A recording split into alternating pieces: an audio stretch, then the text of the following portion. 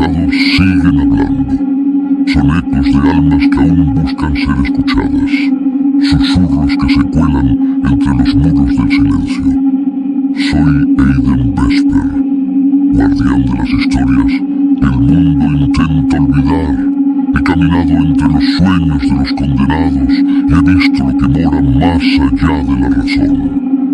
Tú que escuchas estas palabras, no estás aquí por casualidad. Las sombras te han traído hasta mí y ahora ya no podrás mirar atrás. Bienvenido a Sombras y Misterios, donde la oscuridad siempre tiene algo que contar.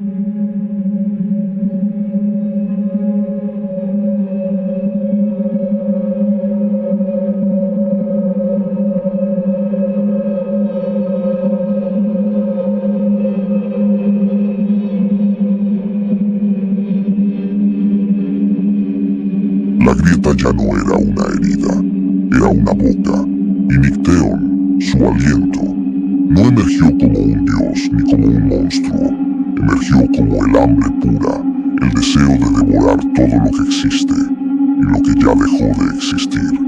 Su forma cambiaba con cada respiración, a veces un titán sin piel, hecho de venas y huesos expuestos, otras, una figura delgada envuelta en túnicas tejidas con los párpados de los muertos. Sus ojos, si es que eran ojos, brillaban como carbones encendidos dentro de una calavera vacía, y su sombra no se proyectaba hacia el suelo, se extendía hacia las almas. Los primeros en escucharlo fueron los niños. Dormían, y mientras dormían, sus cuerpos comenzaron a elevarse lentamente, arrastrados por hilos invisibles hacia el antiguo templo donde Nicteon abrió su reino. Un abismo construido de carne, lamentos y columnas formadas con huesos de sueños rotos. Venid a mí, susurraba en mil lenguas. Yo soy el descanso que nunca termina. Yo soy el despertar de la pesadilla original. Las madres lloraban. Los padres se golpeaban el rostro intentando despertar, pero ya era tarde. Nicteon ya los había llamado. Los cuerpos humanos comenzaron a quebrarse, sus articulaciones dejaban de obedecer las leyes del mundo físico. Se retorcían, se abrían, caminaban de espaldas, doblando la columna como ramas muertas, y entraban en el abismo, riendo, cantando melodías que ningún hombre escribió jamás. Morfeo observaba desde lo alto. Eurídice temblaba a su lado, y los hilos del mundo, uno por uno, comenzaban a romperse. En el reino del sueño los muros se derrumbaban como templos viejos. El cielo sangraba estrellas vivas. Donde antes se tejían los recuerdos, ahora crecía una espiral de carne negra, un vórtice, la puerta de Nicteon, y entonces surgió el primer altar viviente, una estructura grotesca formada por los propios humanos arrastrados, sus cuerpos aún conscientes, fusionados en una masa que cantaba y suplicaba al mismo tiempo. Él no duerme, él observa, él fue antes de los dioses, él es la sangre del pensamiento, uno de los cuerpos, una anciana sin ojos, Giró lentamente la cabeza hacia Morfeo y con una voz que no era la suya susurró: Aletheia debe morir, o todos soñaremos a Nicteon. Entonces el sueño de la humanidad comenzó a infectarse y lo soñado empezó a volverse real. Criaturas imposibles emergieron: un hombre con la cabeza cubierta de bocas, una mujer sin rostro que devoraba el sonido, un niño que lloraba cristales y cada lágrima era una puerta al abismo. Morfeo alzó la vista. Esto no es una invasión, es una transfiguración. Nicteon no entra al mundo, el mundo entra a Nicteon. Y mientras la oscuridad se extendía como un eclipse vivo en el centro de todo, una figura descendía lentamente. Aletheia, suspendida entre luz y sombra, ignorante aún de que su destino era ser la daga capaz de sellar a un dios. Eurídice no era lo que parecía, jamás lo fue. Antes del canto, antes de la muerte, antes del descenso al Hades, ella ya había sido tocada por lo prohibido. Cuando era apenas una niña, mucho antes de amar a Orfeo, fue elegida para custodiar uno de los fragmentos sellados del éter primigenio, el vacío oscuro del que incluso los dioses temían beber poder. Un don o una maldición. Durante un ritual prohibido, realizadas por sacerdotisas ciegas que hablaban con lenguas negras, el fragmento se incrustó en su pecho. Desde entonces, los sueños de Eurídice nunca fueron suyos. Eran advertencias, visiones, sentencias. Ahora, de pie junto a Morfeo, mientras el reino del sueño se derrumbaba detrás de ella, las memorias comenzaron a brotar como tinta hirviendo desde su piel. Yo soñé con Nicteon antes que todos, dijo, con la voz rota. Y lo dejé entrar, cuando aún no sabía que soñaba. Morfeo la miró con sombra y compasión. No puedes huir de él, porque Nicteon es parte de ti. El suelo se quebró de pronto, y desde el abismo emergió Aegistar, heraldo de Nicteon, un ser formado por las pesadillas más antiguas de Eurídice. Su madre resucitada sin rostro, su propio reflejo con ojos de gusano, los ecos de los gritos de Orfeo siendo devorado por el eco del inframundo. Aegistar rugió. El espacio entre realidad y sueño colapsó. Morfeo fue lanzado contra columnas de obsidiana viva.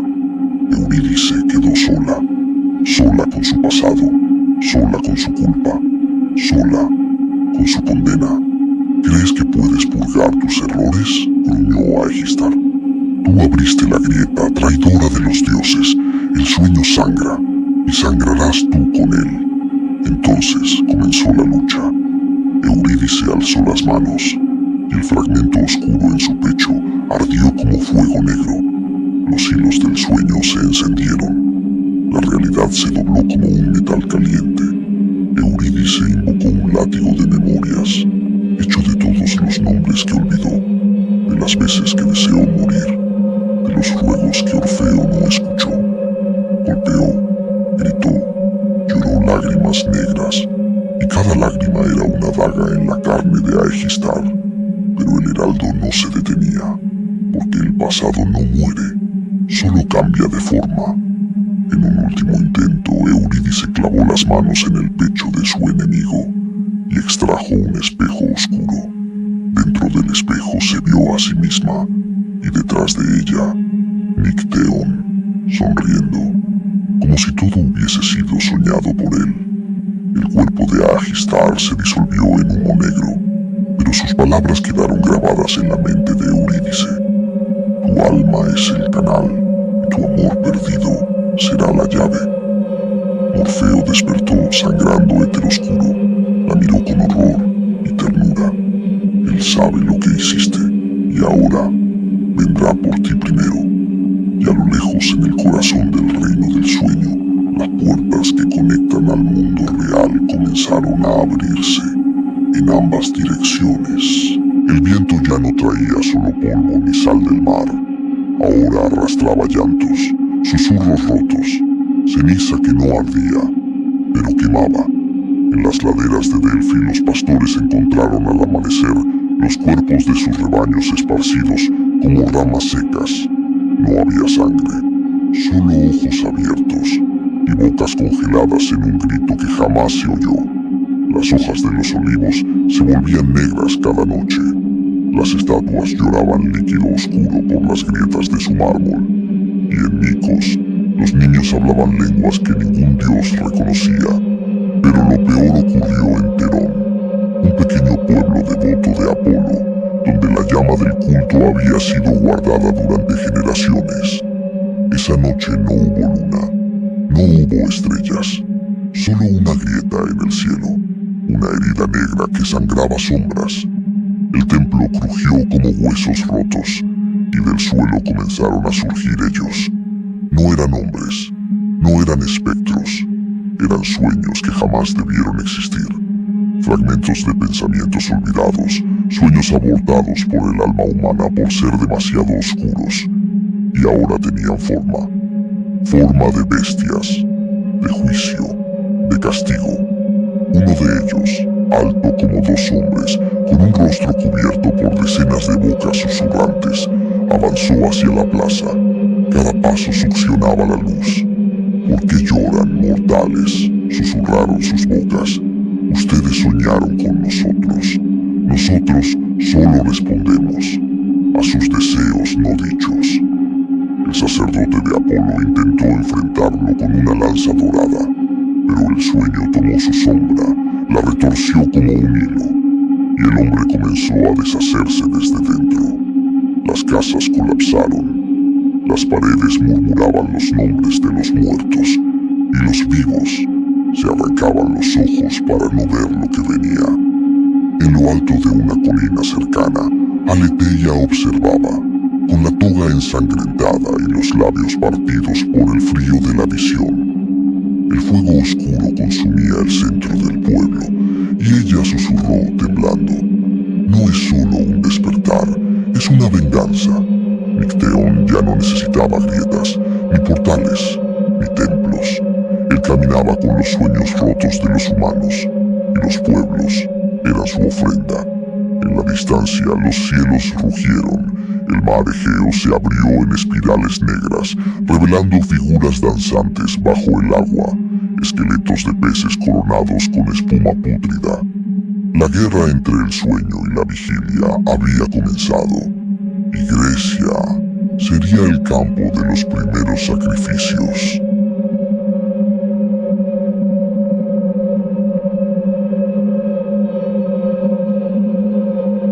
El silencio vuelve a caer y las sombras se retiran, aunque nunca por completo. Las historias que has escuchado esta noche siguen respirando, escondidas en algún rincón del mundo. Dicen que los recuerdos oscuros jamás desaparecen, solo duermen, esperando una voz que los despierte. Y mientras haya alguien dispuesto a escuchar, yo seguiré aquí, entre la penumbra, contándote lo que nadie más se atreve a decir. Hasta que la próxima historia despierte.